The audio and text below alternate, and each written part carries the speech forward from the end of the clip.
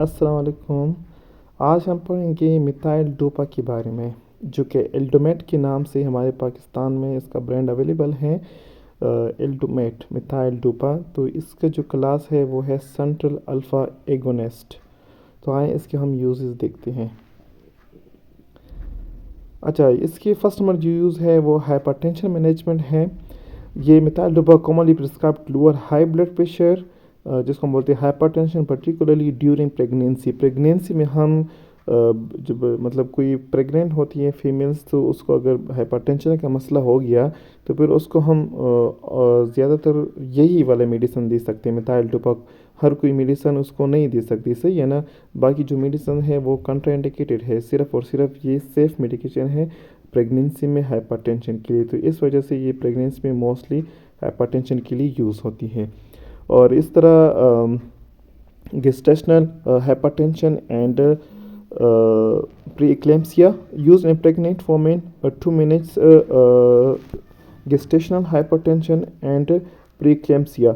तो मतलब ये जब प्रेगनेंसी में इस तरह जब ज़्यादा बीपी बढ़ जाती है, जिसको बोलते हैं प्रीक्लेम्सिया वगैरह, तो इसमें हम इसको यूज़ करते हैं मिथाइल डोपा को, सही है। तीसरे नंबर जो है हाइपरटेंशन क्राइसिस।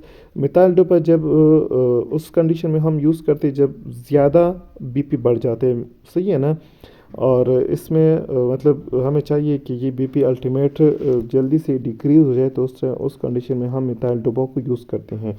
इसको देखते हैं। मिथाइल डोपा में be utilize in the management of hyper tensive crisis where blood pressure levels are severely elevated and require immediate intervention to prevent organ damage। मतलब हमें ये डर है कि कोई ऑर्गन डैमेज ना हो जाए, क्योंकि बहुत ज़्यादा सीवियर कंडीशन में ब्लड प्रेशर इंक्रीज़ हुआ हो, तो उसको हम मैनेजमेंट करने के लिए, उसकी मैनेजमेंट के लिए हम यूज़ करते हैं मिथाइल डोपा, सही है ना।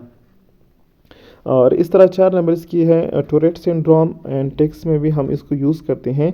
ये इसका ऑफ लेबल यूज़ है। टोरेट सिंड्रोम मतलब एक वो है क्या कहते हैं इसको, इनवॉलंटरी वो है, इनवॉलंटरी मूवमेंट होती है बॉडी में, तो ये इसको हम बोलते हैं टोरेट सिंड्रोम। तो इसमें भी हम एज अ ऑफ लेबल इसको मिथाइल डोपा को यूज़ करते हैं। तो ये इसकी यूजेस हो गए, सही है। अच्छा, ये कैसे अपना फंक्शन करते हैं, इसका मैकेनिज्म ऑफ एक्शन कैसा है। Methyl dopa stimulate alpha 2 adrenergic receptor in the brain, reducing sympathetic nervous system activity, सही है ना।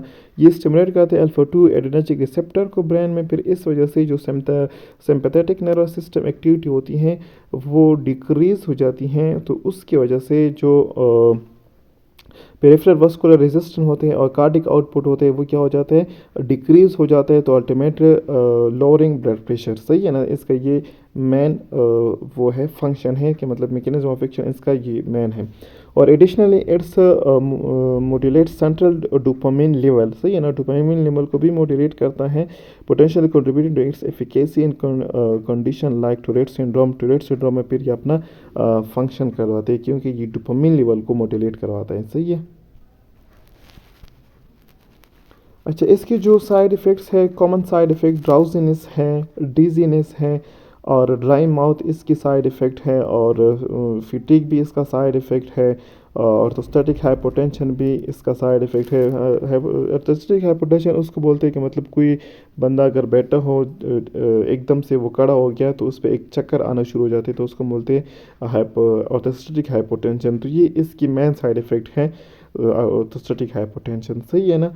तो ये फिर जब ऐसे साइड इफ़ेक्ट उसको फील हो जाते हैं, तो इसकी मेन वजह ये होती है कि उसने या तो डोज सही नहीं लिया होता, या किसी और ड्रग के साथ इसने लिया होता है, या उसने बहुत ज़्यादा प्रोलॉन्ग टाइम से उसको यूज़ करवा रहे हैं, तो इस वजह से उसमें ये साइड इफ़ेक्ट होना शुरू हो जाते हैं।